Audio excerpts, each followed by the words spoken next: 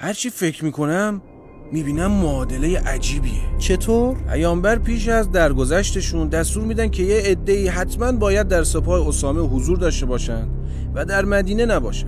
بگو خب اما این افراد برخلاف دستور پیامبر سپاه اسامه رو همراهی نمیکنن، در مدینه میمونن و وقتی پیامبر میخوان وصیتی بنویسن مبنی بر اینکه امتشون بعد از ایشون گمراه نشن، همین افراد نمیذارن.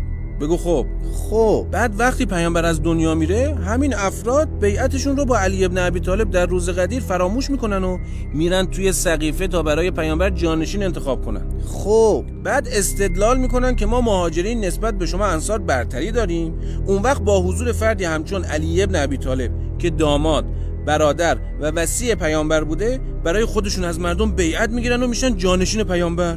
خب همین دیگه. تو کف این ماجرا دو تا چهارتاش برام جا نمیفته. موندم چطور مردم مثل ماست واسطادن تا اینا هر کار دلشون میخواست انجام بدن. راست میگه. چطوری مردم مثل ماست وایسادن و فقط نگاه کردن؟ هیپنوتیزمشون کرده بودن؟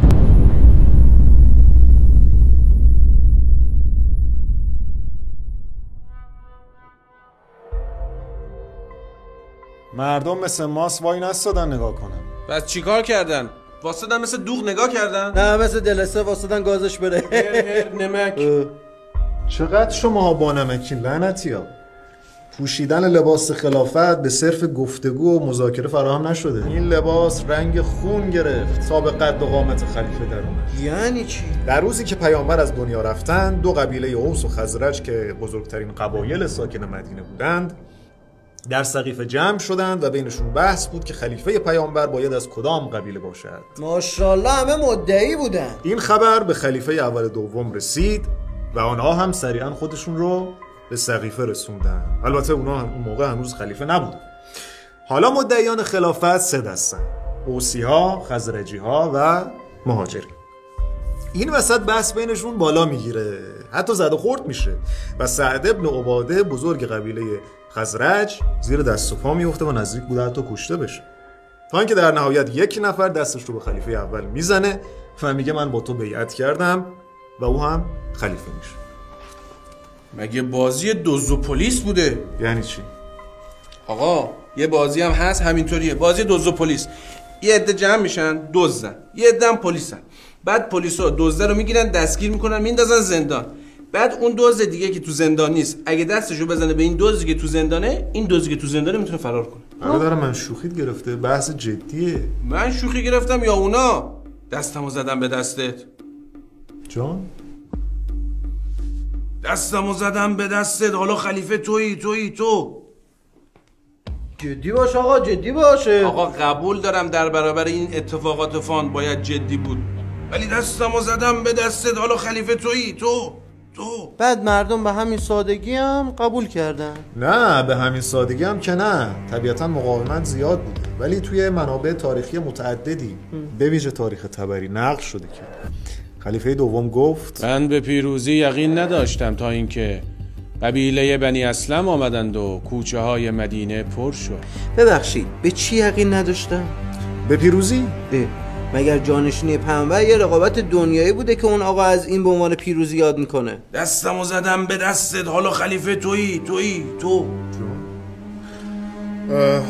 خب چی بگم والا؟ خب پس این قبیله بنی اسلم کی بودن و چی کار کردن که باعث شدن خلیفه اول به پیروزی برسه؟ ببین بنی اسلم یه سری عرب صحرانشین بودن که از قضا توی همین ایام به قصد تهیه آذوقه وارد مدینه میشن.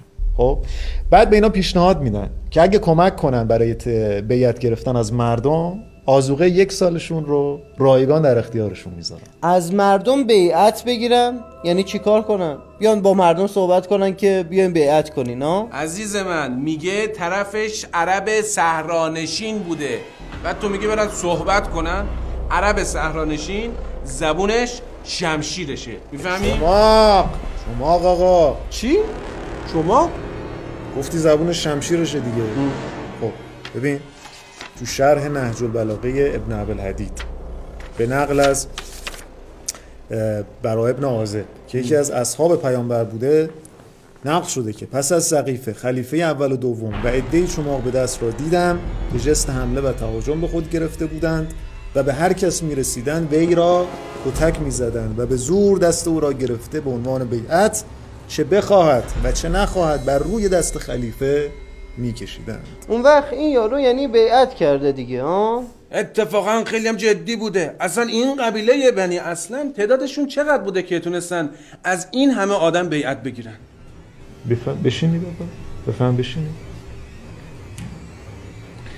اونقدر که طبق منابع تاریخی تمام کوچه و بازارهای مدینه رو پر کرده.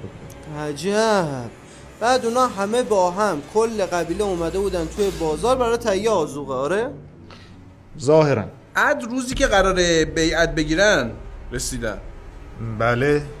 عد همشون چماقاشون رو برای خرید آذوقه به خودشون آورده بودن.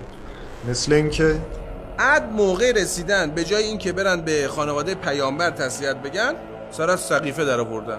اینطوری نقض شد. تازه هم وارد مدینه شده بودن ها؟ از چیزی هم قبلا خبر نداشتن. مثل اینکه اسلام چماقی است. چی بگم؟ بعد اینکه پیامبر برای سران کشورهای دیگه نامه می‌نویسن و اونا رو دعوت میکنن به دین. این که پیامبر میگه من مبعوث شدم برای کامل کردن مکارم اخلاق. اینا چی میشن؟ واقعا خدا و پیامبر میخواستن تصویری که از اسلام تو جهان پخش میشه این باشه؟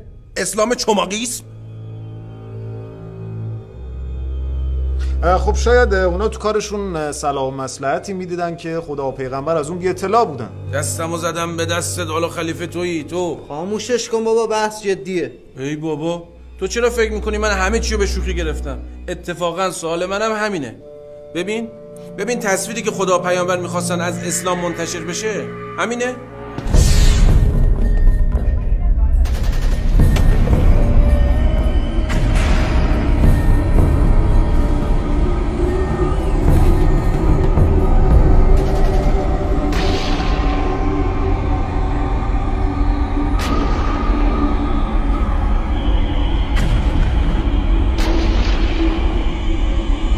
خلیفه اول و دوم و عده‌ای شما به دست را دیدم که جست حمله و تهاجم به خود گرفته بودند و به هر کس می‌رسیدند وی را کتک می‌زدند و به زور دست او را گرفته به عنوان بیعت چه بخواهد و چه نخواهد بر روی دست خلیفه.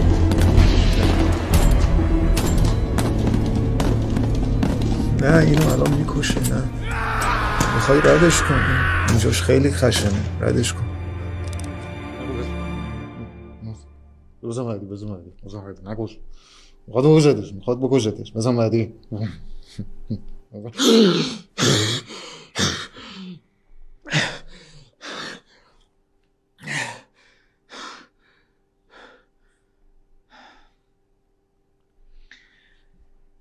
فارغ از هر اعتقاد و ببخشید